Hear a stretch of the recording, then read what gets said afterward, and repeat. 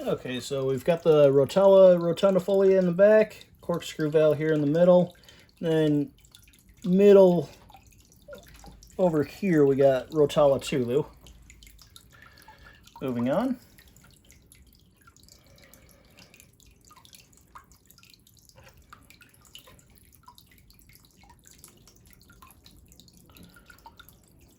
So this here's that one crypt that I was telling you I wasn't sure the name of. So that one we're going to put right here in the front. That way I will for sure remember that I don't know the name of this. Basically, it'll be a reminder that I can't remember. So that's up there. And as that grows out and starts to show its colors, we'll be able to hopefully identify it. Going through my prior orders that I've placed. So here's a small piece of dwarf Sagittaria. I'm probably just going to put this in the 75 gallon where I've got some more of it. I did take it all out of this tank at one point. I guess this little plantlet did end up surviving and making it, so that one I'm going to save aside. And then also on here I've got the frog bit, which is a floating plant, so that's going to have to be put on hold for now. I'm going to set that aside. Keeping it wrapped in a paper towel, that way it stays nice and moist for us. It doesn't dry out and die. Alright, and here's our next paper towel folded over.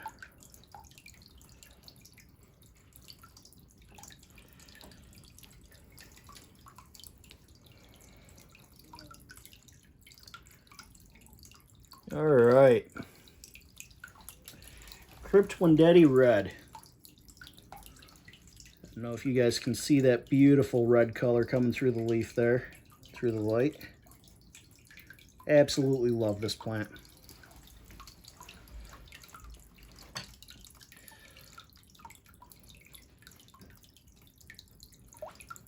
Actually, these roots are a little bit long, so I'm just going to trim them up. It's going to promote them to grow some newer roots on there. So I'll just cut it right about there. Leaving a decent amount here, about 1.5 inches or so, and the rest of it we're just going to toss away.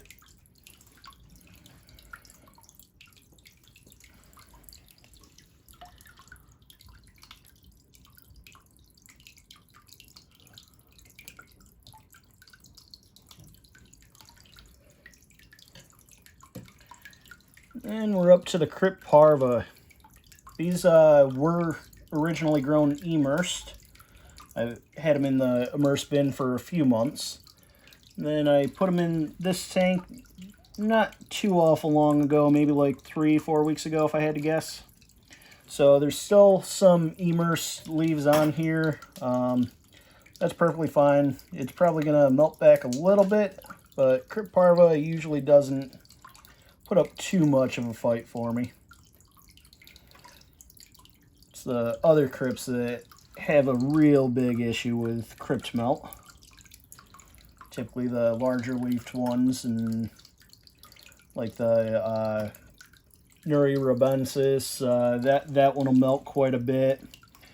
I actually lost that one in my 75 gallon tank for a while. I planted it up in the front. When it arrived, it was like -20 outside. So, I mean, I wasn't really expecting much out of it at all at that point. It was in transit for like 6-7 days before it arrived to my doorstep. I planted it. It all melted back. I didn't see it again for 4 or 5 months or so. And then it just started coming up for me left and right. That was the Crypt Nuri Rabensis that I was talking about.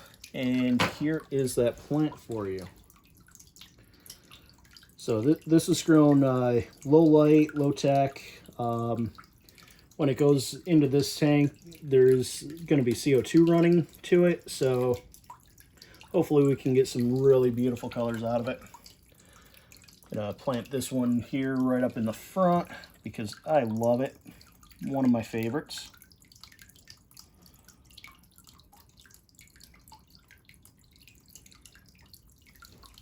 Alright, there's that.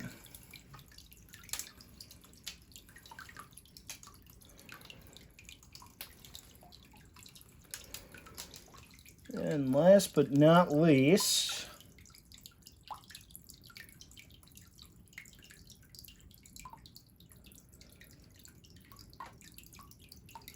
if I could find the end of this paper towel here.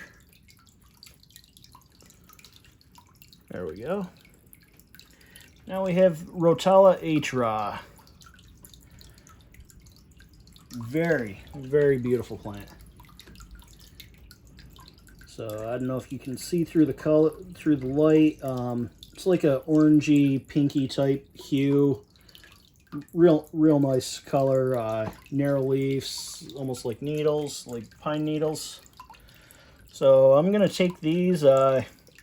Right now I've got all the roots down here pretty much even. I'm just gonna take and cut the whole thing right in half and plant them. Plant both the top and the bottom half. They're all real healthy. So there we go. The first time you go ahead and cut a bundle of plants like that, super short, you're probably going to be scared, freaking out. Oh my God, this is going to die. Trust me, with some plants they're not. Get them in there, they'll be happy.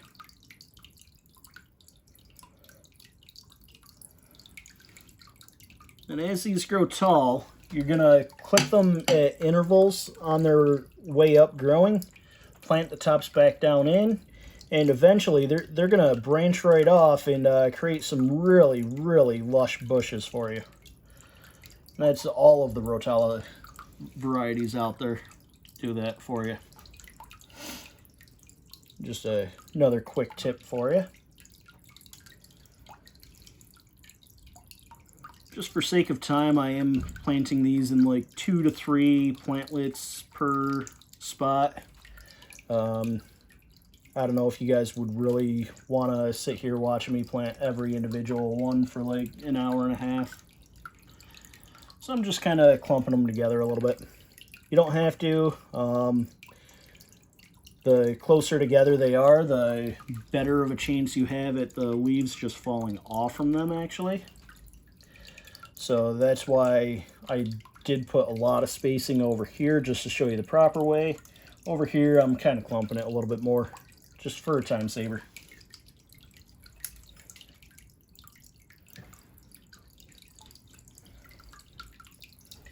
And here's the tops of the plants I'm going to do now.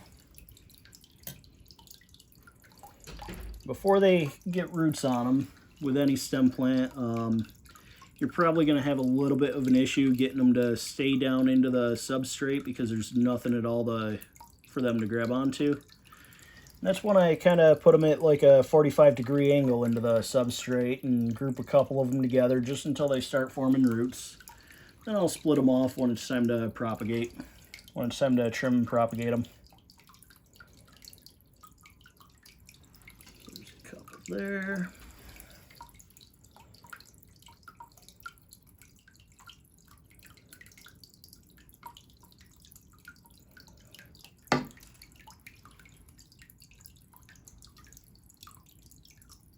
You guys didn't see that.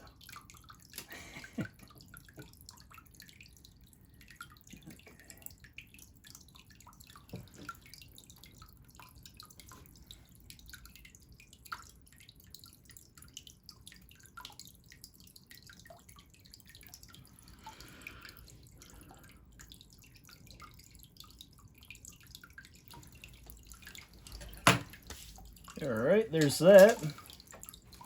Those are all empty. So, do you remember when I showed you how to cut the boots off the rock and then how to replant it? Oh, it's time to show these guys off now.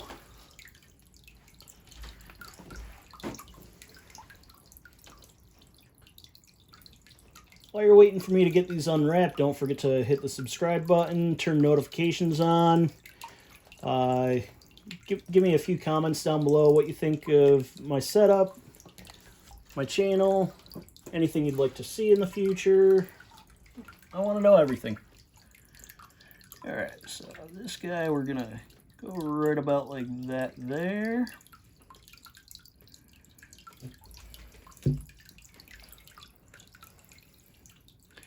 If anyone at all knows any of these, any of the names of these boosts, please let me know.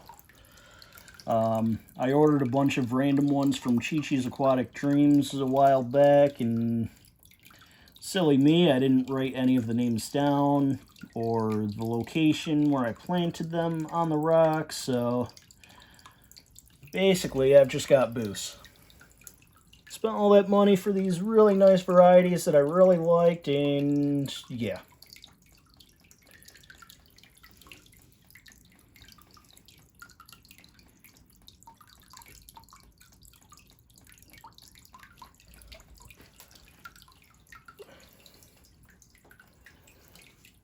Okay.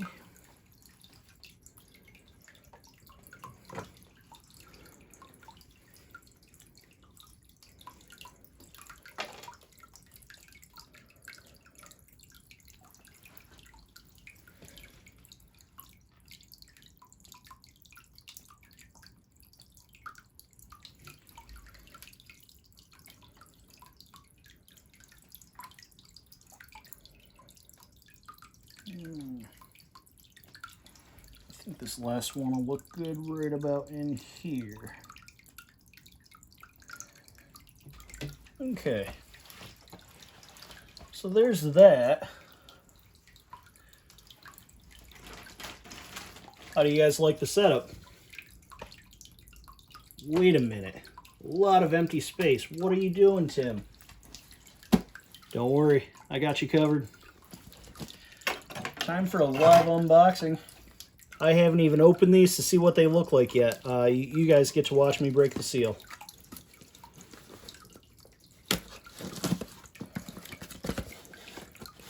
Trying to do my best to cover the dress up. Not that I think any of you are going to do anything wrong. Just, yeah. Okay, let's see. What did I order? Got some packing material, little business card. Looks like we got a sticker that I can put over here. Very cool. Got a packing slip with my address on it, so I'm not showing you. And we have Crypt Loosens pot. So this one here is going to spread out in the tank. It grows a little bit taller than the Crypt Parva, but a somewhat similar leaf structure to it. What you're seeing here is probably about the very tallest that this one will get. So it doesn't get super tall. You know, still valid for a foreground plant if you wanted. But I think I'm going to put that one in the background, probably right about in here, the mid-ground rather.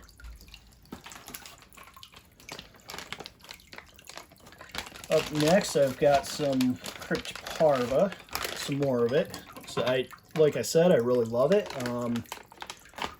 And I just didn't have enough of it to do what I wanted to do with this tank. I ordered this before I even got the bad news about the tunnel that I was building. Originally it was gonna kind of go right along the side of the thing I was building for them, but anyway, these are gonna go right up in here. I'll put one of them, and we'll get these two over here. So do you see the difference between the immersed ground versus submerged ground? Huge difference. It's going to look a lot better once they fully convert.